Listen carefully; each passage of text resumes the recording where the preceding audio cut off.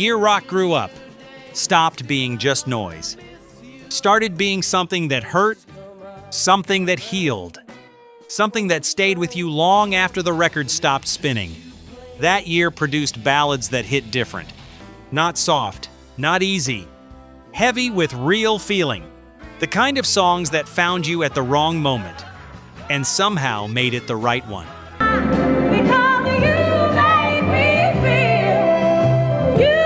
But here is what most rock fans get completely wrong about 1967.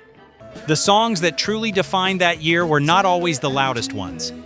They were the ones that made you stop, made you feel something you were not ready to feel. Some of them got the recognition they deserved. Some of them got buried. And some of them carried controversies that the music industry spent decades trying to keep quiet. I left my home in Georgia. Today we count down 10 ballads that define 1967. By the time we reach number 1, you will hear that year in a way you never have before. Number 10, The Rolling Stones, Ruby Tuesday. Yesterday don't matter if it's gone. You think you know the Rolling Stones. You think of swagger, attitude, electric energy that could power a city block. You think of the band that defined everything dangerous and exciting about rock and roll. And then this song comes on. And everything you thought you knew about them gets quietly, completely rearranged. What? Ruby Tuesday does not strut. It does not demand anything from you. It arrives like something left on your doorstep, gentle, slightly melancholy, and more beautiful than you were prepared for. While the sun is bright, or in the... That recorder melody at the opening, the way the whole thing breathes rather than pushes. It is a Rolling Stones record that sounds nothing like what most people think of when they hear the name Rolling Stones. And that is exactly what makes it extraordinary. The darkest night, no one knows. The song was recorded in late 1966 and released in January 1967.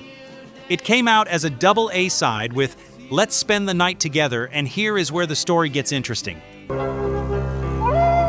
She comes and goes. While radio stations in America refused to play Let's Spend the Night Together because the title was considered too sexually suggestive for broadcast, they flipped the record over and played Ruby Tuesday instead.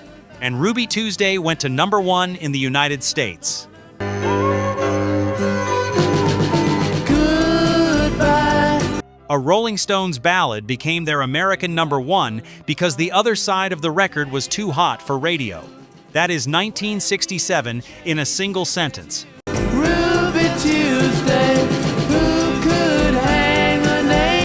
The song was written primarily by Brian Jones and Bill Wyman, though the songwriting credits have been a point of discussion over the years, which we will come back to. It was recorded at RCA Studios in Hollywood with producer Andrew Loog Oldham.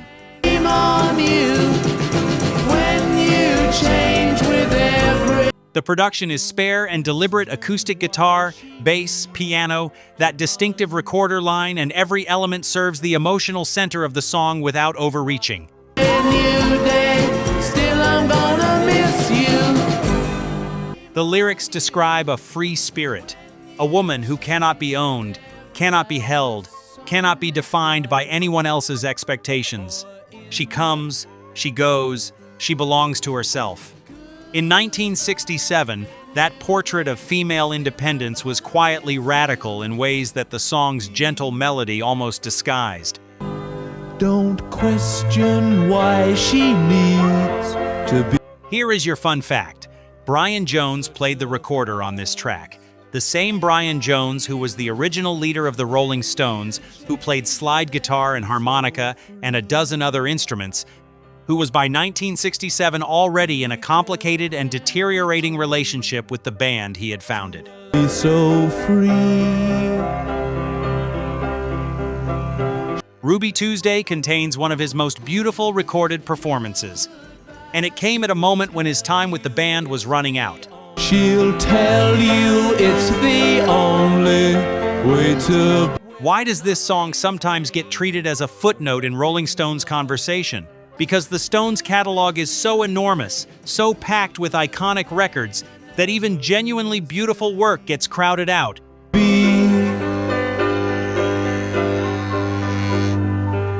When you are competing with satisfaction and sympathy for the devil and paint it black for attention, a quiet ballad has to fight for its place in the conversation. But Ruby Tuesday deserves its place. It is the sound of a band that everyone thought they had figured out doing something nobody expected, and doing it perfectly.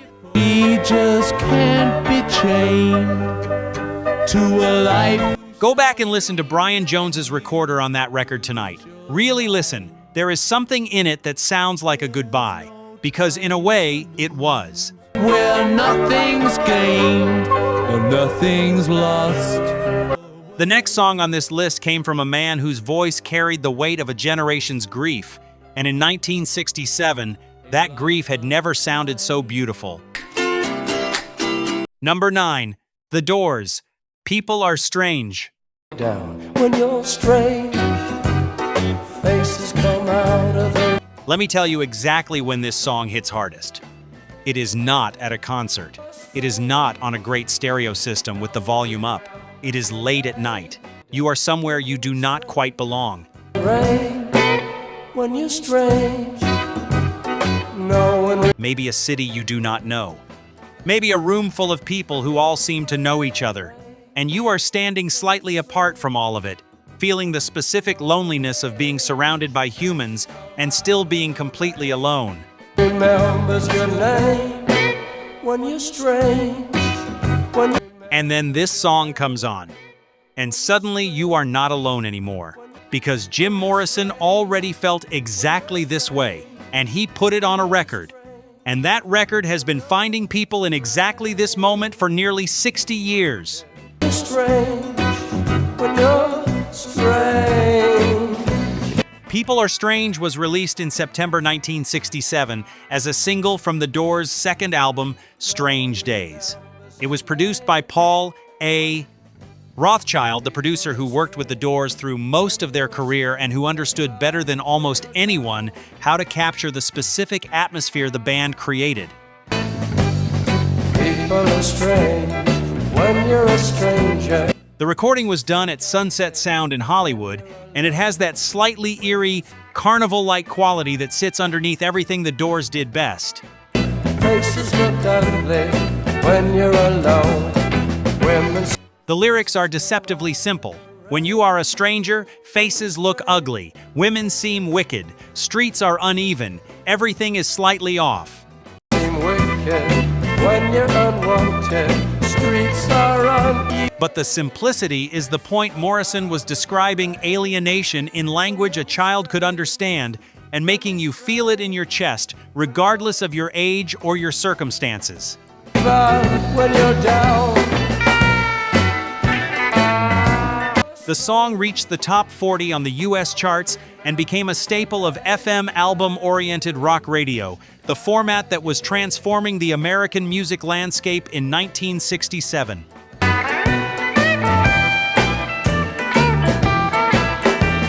In the UK, The Doors had a devoted following that treated their albums as complete artistic statements rather than collections of singles. People Are Strange lived on those albums, in those late-night listening sessions, in those moments of private feeling that album rock was made for.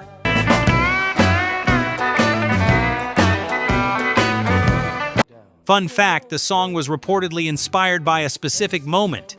Jim Morrison was going through a dark period personally and had walked to a hilltop near the band's location in Los Angeles, feeling genuinely lost and disconnected. When you're strange. On the way back down, he ran into guitarist Robbie Krieger. By the time they got back to where the band was staying, the song existed. Sometimes the distance between despair and creation is a single walk down a hill. Faces come out of the rain when you're strange. Why does People Are Strange sometimes get overshadowed in Doors conversation? Because Light My Fire and Riders on the Storm and Break On Through occupy so much of the available attention that even genuinely great Doors records can end up as B-list entries in conversations about the band. No one remembers your name. But for many people, particularly those who discovered the Doors during their own periods of feeling like an outsider, this is the song. The one that found them first. The one that made the rest of the catalog inevitable. You're strange, when you're strange, when you're... If you have never felt like a stranger in a room full of people, this song will not mean much to you. But if you have, and most of us have, this song already lives somewhere inside you, whether you know it or not.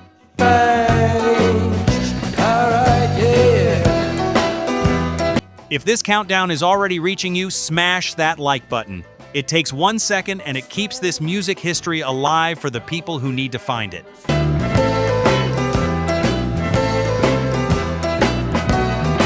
The next entry is from a band that was already changing rock music forever in 1967.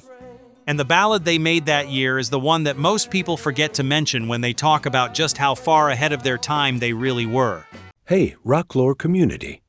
Before we continue, let's have a real talk for a second, bro. You know, this isn't just a channel to us. And I hope it's not just a place you come to watch a video and then forget about it. This is a community. It's a place where we get to dig up the secrets of rock and roll, share our favorite riffs, and celebrate the artists who maybe didn't get the love they deserved. Right now, only about 1% of our viewers are subscribed. We can change that together and grow this community. All you have to do is hit that subscribe button with the notification bell on. When you do, you're not just helping a channel grow, you're becoming a member of the Rocklore family. You're signaling to us and to YouTube that these stories matter, that this music is worth preserving, and that this community is a place you want to be. Subscribing is your way of making sure you're always in the loop. It means you'll be the first to know when we unearth a forgotten legend, drop a new countdown, or dive into a piece of rock history you've never heard before. So if you're a true fan of the lore, if you get that same feeling of discovery that I do, then come join us. It takes 1 second to be a part of something bigger. Every story you see here takes hours of digging, piecing together history, and bringing forgotten moments back to life. If you'd like to support that work, you can become a channel member. It's just the cost of a cup of coffee, but it helps us keep these stories alive, and for that, we're grateful. Number 8. The Who. I Can See for Miles. I know that you have, 'cause there's magic in my eye. Pete Townshend thought this was the best song he had ever written. Let that sit for a second. Pete Townshend, the man who wrote My Generation and Pinball Wizard and Won't Get Fooled Again and Baba O'Reilly. I can see for miles and... A catalog that contains some of the most important rock songs ever put to tape, and he thought I Can See for Miles was the best of all of it.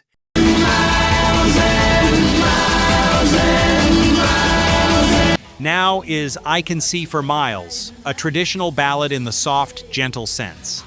No, it is not that kind of song, but it is a ballad in the original sense of the word, a song that tells a story. That builds a narrative.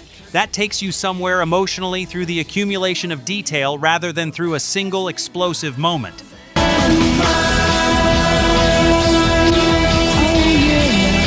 And the story it tells is about jealousy, about a man who knows everything, who sees through every lie, who cannot be deceived no matter how carefully the deception is constructed. And the way Roger Daltrey delivers that story with that specific combination of menace and hurt that was entirely his own makes the whole thing feel like a threat wrapped in a love song. If you think that I don't... The recording was done in multiple sessions across 1966 and 1967 and released in October 1967 on Track Records. The production by Kit Lambert was extraordinary, layered, dense, almost orchestral in its ambition while still being unmistakably a rock record. Know about the little tricks you play. The The drum performance by Keith Moon is, and I do not use this word casually, insane, in the best possible way. He plays the entire song like a man who has been told he has 30 seconds left to play drums forever, and he is going to make every one of those seconds count. I never see you when deliberately you put things in my way. The song reached number 10 in the United States and number 10 in the UK, and Pete Townshend was reportedly devastated. He had believed this record would be the band's first number one.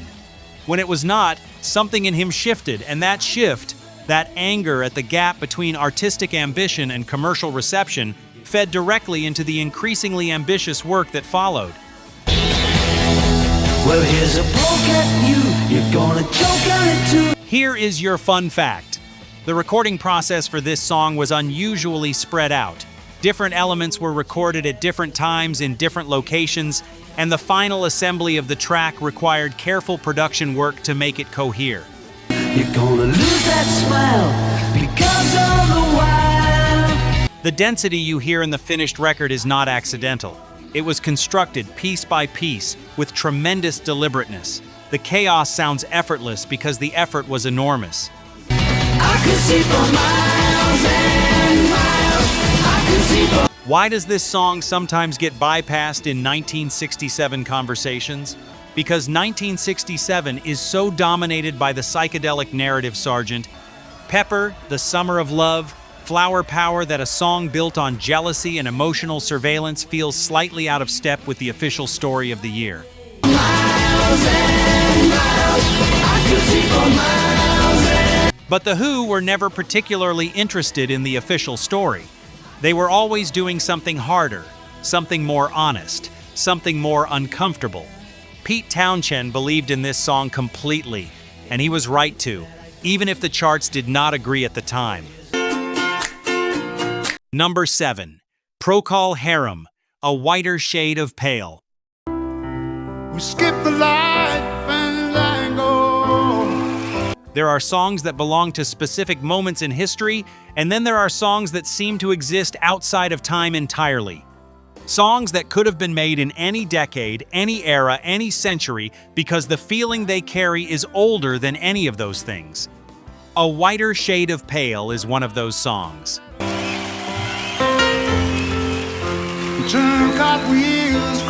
When that organ starts, when those first notes begin their slow, descending, inexorable journey, something happens in the room. Whatever was happening before stops. Conversations pause. People look up. Something in the human nervous system responds to this melody in a way that bypasses conscious thought entirely.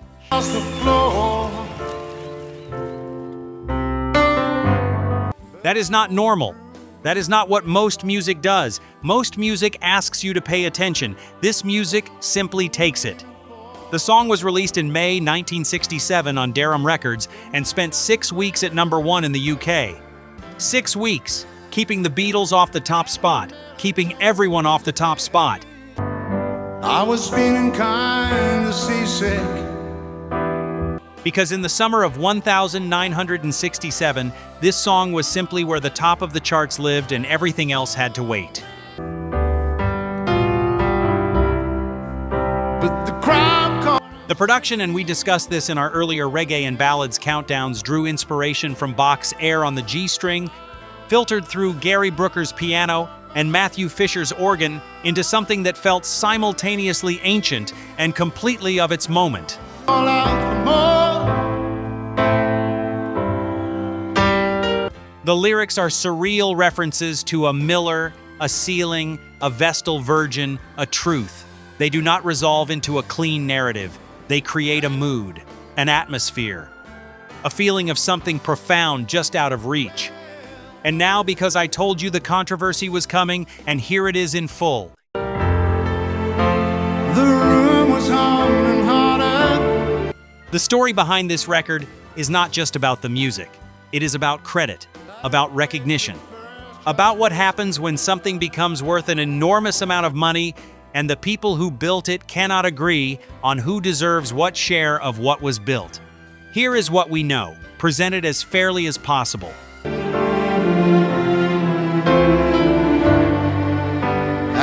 Gary Brooker wrote the melody and the lyrics. Keith Reed wrote the words.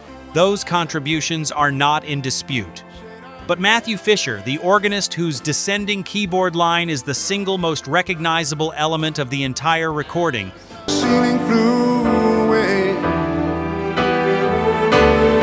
the part that people hum when they think of this song, the part that makes it instantly identifiable from its very first note, did not receive a songwriting credit when the record was released in 1967.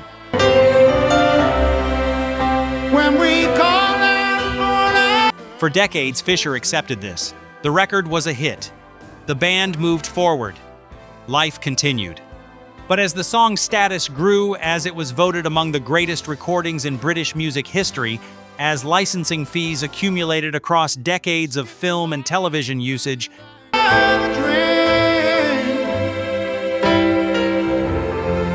as the financial value of that songwriting credit became substantial, Matthew Fisher eventually decided to pursue legal recognition for his contribution. the waiter brought a tray. The case went through the British court system over several years in the 2000s. In interviews, different people involved in the original recording described the sessions differently. Some people say the organ arrangement was Fisher's entirely original creation, developed independently in rehearsal.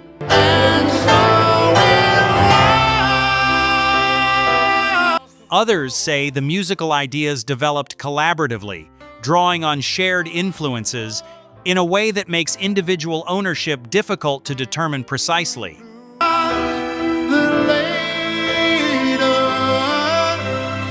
In 2006, a High Court judge ruled that Fisher had made a significant creative contribution to the composition and was entitled to co-writing credit and a share of future royalties.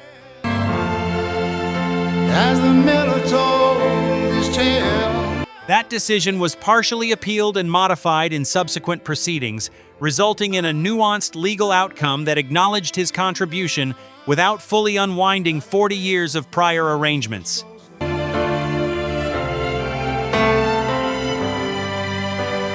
There are different versions of this story depending on who you ask.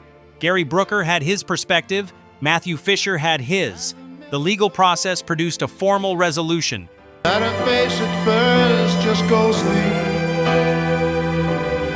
But the human reality underneath the legal language, two people who made something extraordinary together in 1967, spending decades in dispute over what that something was worth, is more complicated than any court ruling can fully address. Turn to water. Shake. What this controversy did to the song's legacy is layered. For some people, it added a shadow. For others, it made the song more interesting, more human, more complicated, more real. A record about something ineffable and transcendent, made by people who turned out to be as fallible and conflicted as everyone else. And I fell. And underneath all of it, past the courts, past the arguments, past the decades of legal proceedings, the music remains, that organ, that voice, those words that nobody fully understands but everybody feels.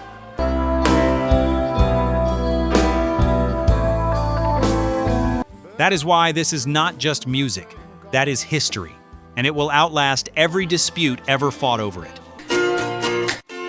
Number 6. Jefferson Airplane, Somebody to Love.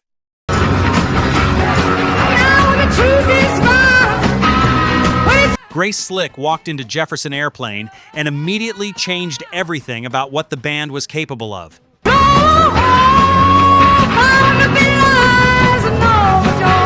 She brought this song with her, and the moment she sang the first line, that raw, powerful, absolutely uncompromising opening rock music had a new kind of female voice to contend with.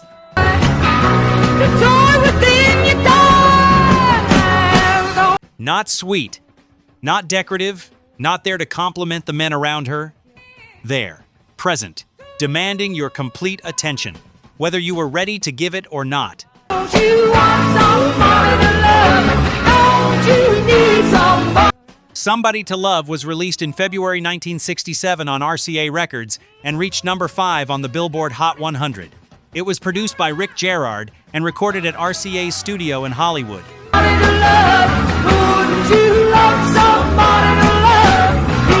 The production matched the energy of the performance. It is loud, it is dense, it hits you from multiple directions at once, and does not apologize for any of it.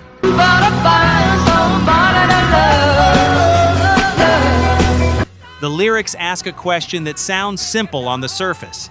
Do you want somebody to love? But the way Grace Slick delivers the question turns it into something harder, something almost accusatory.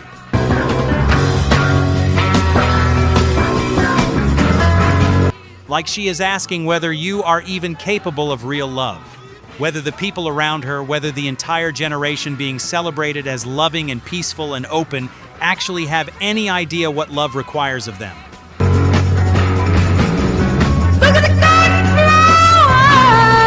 In the context of the Summer of Love, that question had edge. The counterculture of 1967 talked endlessly about love, free love, universal love, the love that was going to change the world.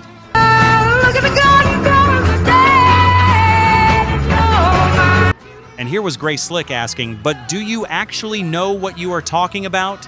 Do you have what it takes? That tension, that refusal to simply celebrate what everyone else was celebrating, is part of what makes this record more interesting than its contemporaries.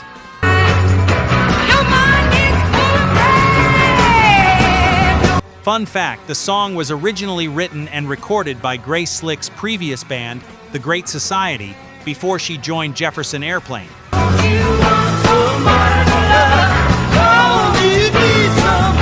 When she brought it to her new band, they transformed it, bigger production, harder edge, more power in every direction.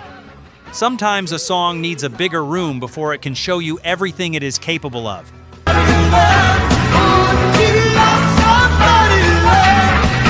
Why is this song sometimes reduced to a period piece in classic rock conversation? Because it is so associated with the specific aesthetic of 1967 San Francisco psychedelia that it can get flattened into a symbol of an era rather than heard as a specific, powerful piece of music made by a specific, extraordinary vocalist. Grace Slick deserves more than being a symbol. She deserves to be heard.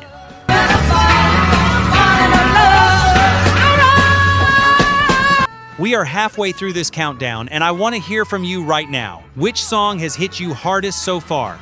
Drop it in the comments. I am reading every single one. Number 5, The Beach Boys, God Only Knows.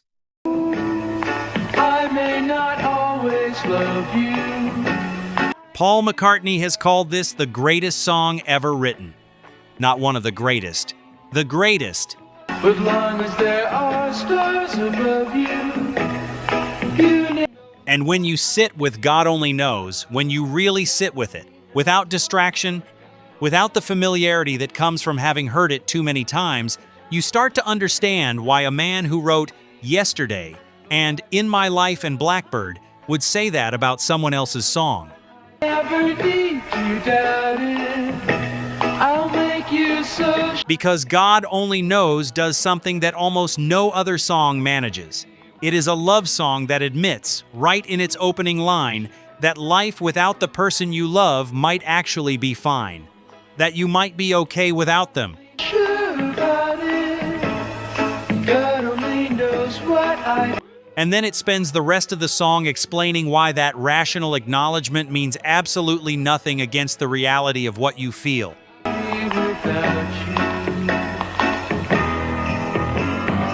That is not a typical love song structure. That is an honest one.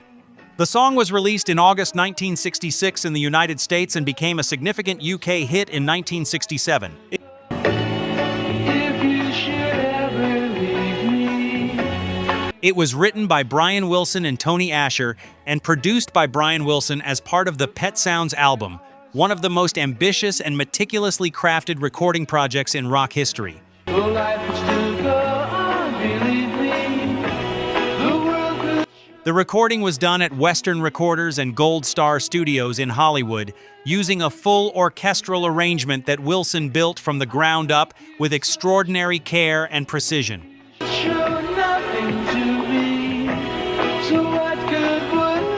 The production techniques Brian Wilson used on God Only Knows influenced virtually every serious rock producer who came after him. The layering of vocals, the use of instruments that had no prior place in rock music, French horn, sleigh bells, accordion.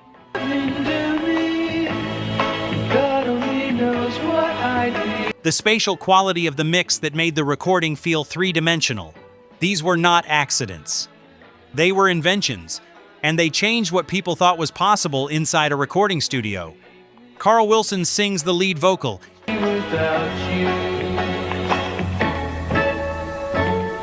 And Carl Wilson's voice on this record, warm, pure, slightly fragile at its edges, is perfectly chosen for what the song requires. There is no bravado in it, no performance, just someone telling the truth about how they feel and trusting the music to carry the weight.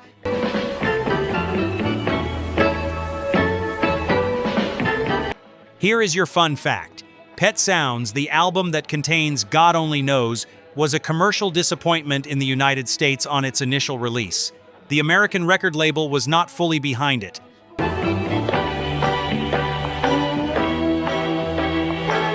Radio was uncertain about it.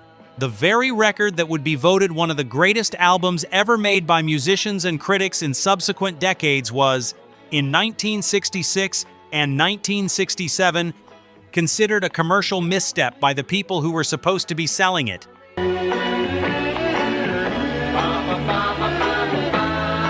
The UK received it differently.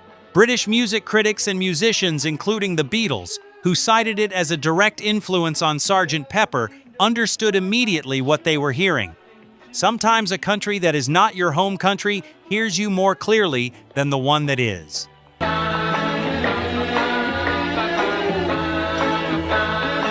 Why does God Only Knows sometimes sit outside the central rock conversation?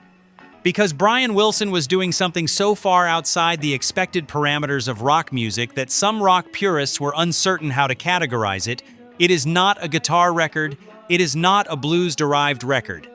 It does not fit the dominant narrative of what rock was supposed to be in 1967.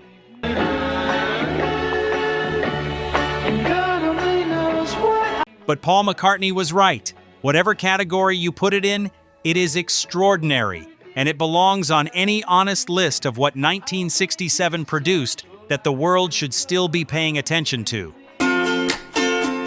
Number 4. The Kinks, Waterloo Sunset.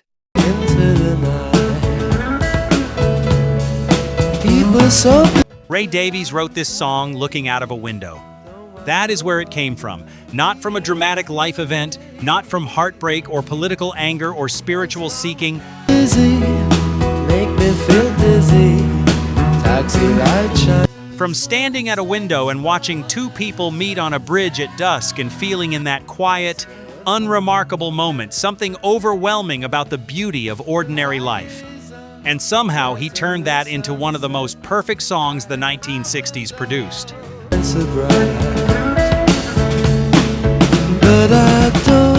Waterloo Sunset was released in May 1967 on Pi Records and reached number 2 in the UK charts. It should have been number 1. That is not an opinion, it is the considered view of most serious music historians who have looked at 1967 British music and tried to rank what was actually happening.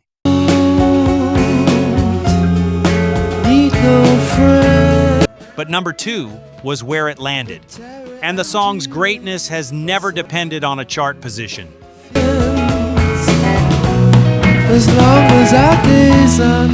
The production was characteristically Kinks, slightly rough around its edges in ways that felt deliberate rather than unfinished. Ray Davies produced a sound that was real rather than polished, human rather than perfect. Waterloo Sunset, I am in paradise.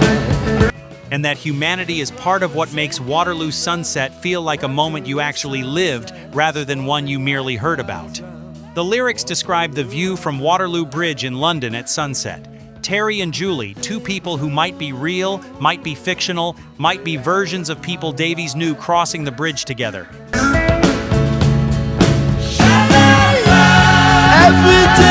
And the narrator watching them from wherever he is watching from, feeling a specific kind of contentment in witnessing their happiness. Not jealousy, not longing, just the quiet, profound satisfaction of seeing love exist in the world, even when it is not your love. Look at the world from my window. That emotional position, witnessing joy from a slight distance and finding it beautiful rather than painful, is rare in rock music. Most rock songs about watching other people in love are about wanting what they have. This song is about being genuinely glad it exists.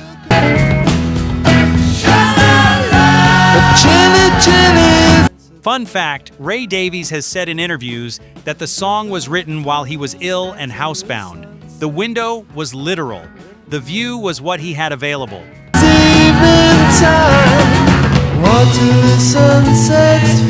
And from that limitation, from being stuck inside, watching the world move without him, came something that captured the outside world more vividly than most songs written by people standing directly in it.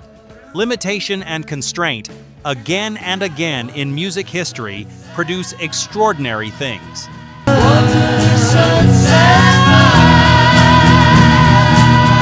Why does Waterloo Sunset sometimes get lost in 1967 conversations?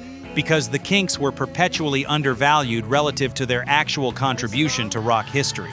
Terry, Miss Julie, Waterloo Station. Critical and commercial attention in 1967 was heavily concentrated on a small number of acts and bands that were doing genuinely original work. In the margins of that attention frequently received less than they deserved. Every Friday night. But Ray Davies at a window, watching Terry and Julie cross a bridge at sunset, that moment is still there every time you play this record. It does not age, it does not date. It is just two people on a bridge and someone who loved them both from a distance, feeling grateful they existed. That is all it is, and that is everything.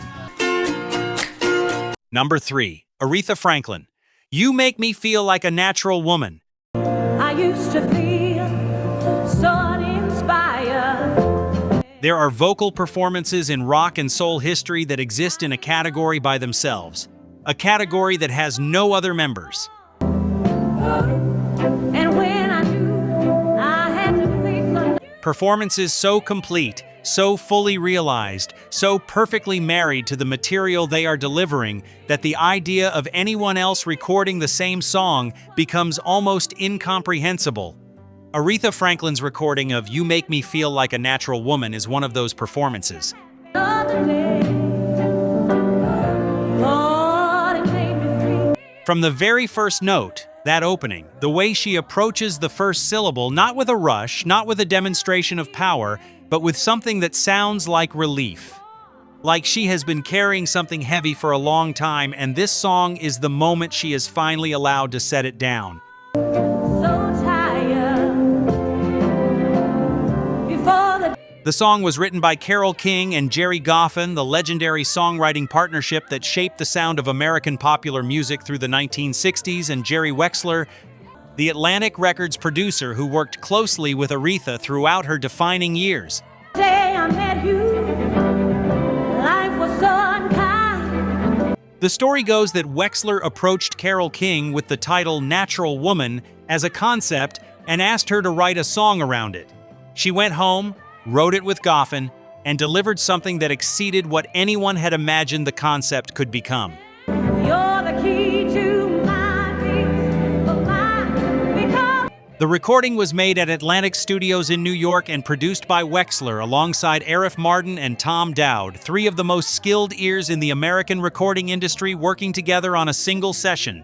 The result was a production that felt both intimate and enormous. Small enough to feel personal, large enough to fill any room it entered. you make me feel, you make me. The lyrics describe the experience of being loved in a way that makes you feel like yourself. Not a better version of yourself, not a transformed version, just yourself, complete, at ease. A natural woman rather than whatever performance the world had been asking her to put on. You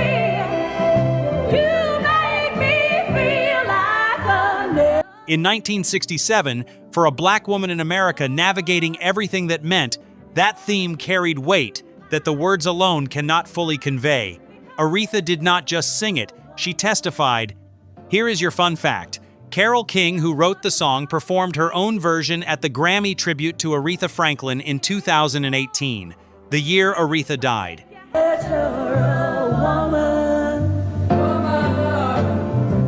And watching Carole King sing a song she wrote specifically for Aretha, in tribute to the woman who made it immortal, is one of those music history moments that reminds you why any of this matters. When my soul was in the lost and found. Why does this song sometimes sit outside the central rock conversation? Because it is filed under soul, under R and B, under the category of music that rock history has traditionally treated as adjacent to its own story rather than part of it. You came along to claim it.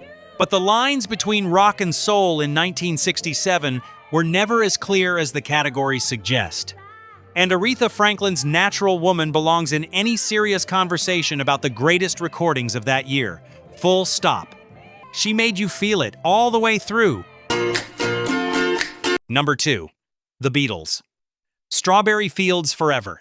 Let me take you down, 'cause I'm going to. I want you to think about what it must have felt like to hear this for the first time. Not knowing what was coming. Not having 50 years of context and critical analysis and cultural mythologizing wrapped around it. Strawberry fields. Just putting a record on in early 1967 and hearing those first mellotron notes emerge from the speakers, that sound, that specific, slightly eerie, deeply beautiful sound that opened a door into somewhere you had never been before. Nothing is real. And John Lennon's voice not performing, not projecting, not doing what rock vocalists were supposed to do, just talking to you, quietly, like he was telling you something he had not told anyone else. Nothing to get hung about. Strawberry fields. Strawberry Fields Forever was released in February 1967 as a double A-side with Penny Lane, and it remains one of the most studied, most analyzed, most reverently discussed recordings in rock history. But the story of how it was made is almost as extraordinary as the record itself. Fields forever. Living disease. The song was produced by George Martin at Abbey Road Studios in London over multiple sessions in late 1966. Lennon had written it while filming in Spain, drawing on memories of a real place, the Strawberry Fields Salvation Army Children's Home near his childhood home in Liverpool, and using those memories as a gateway into something much larger and more interior. Easy with eyes closed. Misunderstood. A meditation on memory itself, on the unreliability of perception, on the disorienting experience of not being sure what is real. Standing all you see. Two completely different versions of the song were recorded. The first was spare and relatively simple. The second was dense, orchestrated, heavily arranged. Lennon loved elements of both and asked George Martin to combine them. Hard to be someone, but it all works out. The problem was that the two recordings were in different keys and played at different tempos. George Martin and engineer Jeff Emmerich found a solution, a technical manipulation of tape speed that brought the two recordings into alignment. Doesn't matter much to me. No. The join is there in the final record, at around the 1-minute mark. You can hear it if you know to listen. Most people never notice. That invisible join between two incompatible things made to work through ingenuity and care is a perfect metaphor for what the song is about. One I think is in my tree. The record did not reach number 1 in the UK, kept off the top spot by Yes Engelbert Humperdinck's Release Me. That fact has been cited as one of the great chart injustices in rock history. Whether it was an injustice or simply a reflection of what different audiences needed at different moments is a question worth sitting with. I mean, it must be high or low. Fun fact, John Lennon reportedly said in later years that Strawberry Fields Forever was one of the few Beatles recordings he was genuinely satisfied with. For a man who was frequently his own harshest critic, that is a significant statement.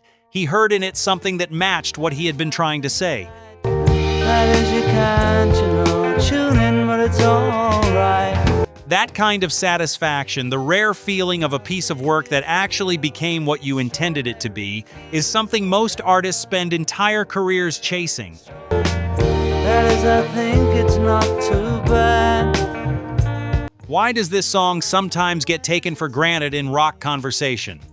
Because it has been discussed so much, written about so extensively, placed on so many greatest ever lists, that the actual experience of listening to it can get buried under the weight of its own reputation.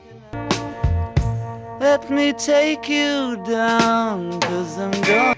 Strip away everything you know about it, press play, and let it reach you the way it reached people who had never heard anything like it in February 1967. That feeling is still available. It has never gone anywhere. Hey, Rocklore community. Before we continue, let's have a real talk for a second, bro. You know, this isn't just a channel to us. And I hope it's not just a place you come to watch a video and then forget about it. This is a community. It's a place where we get to dig up the secrets of rock and roll, share our favorite riffs, and celebrate the artists who maybe didn't get the love they deserved. Right now, only about 1% of our viewers are subscribed. We can change that together and grow this community. All you have to do is hit that subscribe button with the notification bell on. When you do, you're not just helping a channel grow, you're becoming a member of the Rocklore family. You're signaling to us and to YouTube that these stories matter, that this music is worth preserving, and that this community is a place you want to be. Subscribing is your way of making sure you're always in the loop. It means you'll be the first to know when we unearth a forgotten legend, drop a new countdown, or dive into a piece of rock history you've never heard before. So if you're a true fan of the lore, if you get that same feeling of discovery that I do, then come join us. It takes 1 second to be a part of something bigger. Every story you see here takes hours of digging, piecing together history and bringing forgotten moments back to life. If you'd like to support that work, you can become a channel member. It's just the cost of a cup of coffee, but it helps us keep these stories alive, and for that, we're grateful. Number 1, Otis Redding, Sittin' on the Dock of the Bay. We are here, and I want to be completely honest with you about why this is number 1. It is not just because of the quality of the recording, although the quality is extraordinary. It is not just because of the vocal performance, although the vocal performance belongs in any conversation about the greatest ever Otis Redding, Sittin' on the Dock of the Bay. Otis Redding recorded this song in November 1967 at Stax Studios in Memphis, 3 days before he died in a plane crash over Lake Monona in Wisconsin on December 10, 1967. He was 26 years old. What he left behind, what he recorded in those final studio sessions was this. A song so complete, so quietly profound, so perfectly realized in every element that it feels almost impossible that it was created in the same finite human lifetime that ended so suddenly and so young. The production has a spaciousness that was unusual for Redding at that point in his career. He had been known for urgency, for energy, for the feeling that the song might escape the recording before it was finished. This was different. This was unhurried, patient, at peace with itself in a way that felt new. Lyrics describe a man sitting at the water's edge, watching the world move and feeling unable to move with it. He has come a long way from Georgia to San Francisco, from somewhere familiar to somewhere that has not taken him in the way he hoped. And now he is just sitting, watching, waiting for something to change. Not certain it will. The song was released posthumously in January 1968. It reached number 1 in the United States and the UK simultaneously. It became the first posthumous number 1 single in US chart history. Here is the fun fact that carries the most weight of anything on this list. The whistling at the end of the Dock of the Bay was not in the original plan. There were no finished lyrics for the final section. Otis whistled it as a placeholder, a marker for words he intended to write and record properly when he came back to finish the session. He never came back. What you hear at the end of that record, that quiet, wandering whistle fading out over the sound of waves, is not a stylistic choice. It is an accident of history. It is what was left when the time ran out. And somehow, that unfinished ending became the most finished-feeling thing about the record. But the song exists independently of its history. It would be extraordinary if Otis Redding had lived to be 90 and given hundreds of interviews about writing it. The circumstances intensify what we feel when we hear it. They do not create the greatness. The greatness was already there.